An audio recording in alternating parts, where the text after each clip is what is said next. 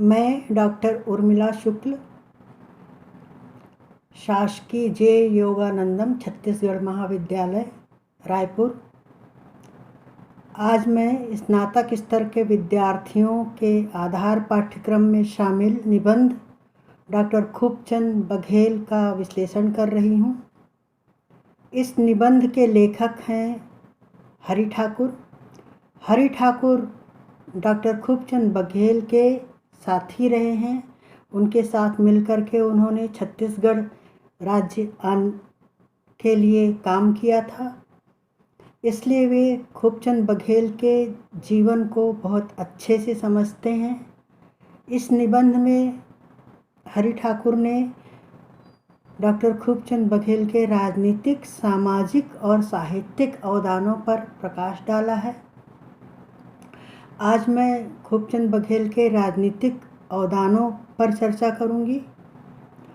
हरि ठाकुर लिखते हैं, खूबचंद बघेल का जन्म रायपुर जिले के पथरी नामक ग्राम में हुआ था। उनके पिता का नाम जुड़ावन प्रसाद था। सभी पिता की तरह उनकी भी एक आकांक्षा थी कि उनका पुत्र पढ़ लिख करके अच्छे पद पर पहुँचे। इसके लिए उन्होंने प्रयास किए। उनकी प्रारंभिक शिक्षा ग्राम पथरी में ही हुई। आगे की शिक्षा के लिए उन्हें रायपुर भेजा गया। वे एक मेधावी छात्र थे, इसलिए उन्हें छात्रवृत्ति भी मिल गई और उनकी पढ़ाई आगे चल पड़ी। यहीं रह करके वे राजनीति की ओर उन्मुख हुए और उस समय के नेता माधवराव सप्रे और शंकरराव गनोदवाले के संपर्क में आए। यहीं से उनका राजनीतिक जीवन प्रारंभ हुआ। उसी समय लोकमान्य तिलक रायपुर स्टेशन से होकर के गुजरे। डॉक्टर बघेल उनसे प्रभावित थे। वे उनसे मिलने स्टेशन पहुँचे और उनसे मिल करके वे इतने प्रभावित हुए, उनके युवा मन पर इतना अधिक प्रभाव पड़ा कि वे पूरी तरह से राजनीति में शामिल हो गए। अपनी उच्च शिक्षा के लिए वे नागपुर गए। नागपुर मेडिकल कॉलेज में उनका प्रवेश हुआ। उसी समय नागपुर में कांग्रेस महासभा का अधिवेशन हुआ। उस अधिवेशन में देश के सभी बड़े नेता आए हुए थे। महात्मा गांधी उसमें प्रमुख थे। महात्मा गांधी से वे बहुत प्रभावित हुए। इसी अधिवेशन में महात्मा गांधी ने असहयोग आंदोलन का प्रस्ताव भी रखा था। डॉक्टर खूबचंद बघेल पर उनका इतना प्रभाव पड़ा कि वे अपनी डॉक्टरी की पढ़ाई अधूरी छोड़ करके वापस लौट आए और यहाँ आ करके गांधी की नीतियों के प्रचार और प्रसार में संलग्न हो गए। वे गांव-गांव का दौरा करने लगे। छात्रों को मिला करके उन्होंने एक संगठन बनाया और आज़ादी के आंदोलन की अलख जगाई। उनके इस कदम से उनके पिता बहुत ज़्यादा निराश हुए। उन्होंने उनकी शिक्षा के लिए बहुत मुश्किल से पैसे जुटाए थे, बहुत अधिक पैसा खर्च किया था। इसलिए उनका यूँ पढ़ाई अधूरी छोड़ देना उन्हें अच्छा नहीं लग रहा था। वे बार बार कोशिश करते रहे, बार बार उन्हें समझाते रहे। अंततः खूबचंद बघेल फिर से मेडिकल कॉलेज की अपनी पढ़ाई पूरी करने के लिए नागपुर गए और अब की बार वे अपनी पढ़ाई पूरी करके लौटे। उसके पश्चात लौट करके उन्हें सरकारी नौकरी मिल गई और उनका जीवन आराम से चलने लगा। उनके माता पिता प्रसन्न थे क्योंकि उनका सपना पूरा हुआ था। इसी बीच उनका ट्रांसफ़र रायपुर हो गया। रायपुर उन दिनों स्वतंत्रता आंदोलन का गढ़ था। पूरे देश में स्वतंत्रता आंदोलन की अलख जग रही थी। रायपुर भी उससे अछूता नहीं था। ऐसे वातावरण में खूबचंद बघेल अपने आप को कब तक रोक पाते, अतएव वे भी उसमें शामिल हो गए और कुछ समय के बाद उन्होंने अपनी नौकरी छोड़ दी और पूरी तरह से स्वतंत्रता संग्राम के आंदोलन में जुट गए। उस समय छत्तीसगढ़ के बड़े नेता पंडित सुंदरलाल शर्मा, पंडित रविशंकर शुक्ल, ठाकुर प्यारेलाल सिंह, राधाबाई जैसे नेता यहाँ अग्रणी थे और आज़ादी के आंदोलन में वे सक्रिय थे। डॉक्टर खूबचंद बघेल भी उनके साथ मिलकर के काम करने लगे और जब वे बड़े नेता गिरफ्तार हो गए तो उन्होंने बागडोर संभाली और वे भी गिरफ्तार हुए। अपनी सज़ा काट करके वे फिर आए। तब तक सत्याग्रह आंदोलन और तीव्र हो चुका था, अतः फिर वे सक्रिय हुए और फिर से उन्हें जेल हुई। अब इस काम में उनका परिवार भी शामिल हो चुका था। उनके पत्नी और उनकी माता भी इसमें शामिल थीं। उन्हें भी गिरफ्तार किया गया, लेकिन बाद में छोड़ दिया गया।